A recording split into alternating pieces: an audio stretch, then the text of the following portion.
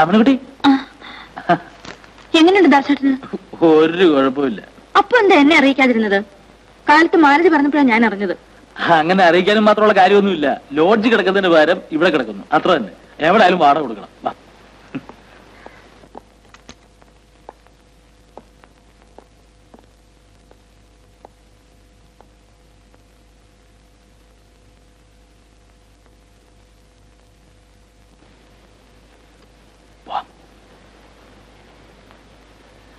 അയ്യോ വേണ്ട, ഇപ്പൊ വിളിക്കണ്ട.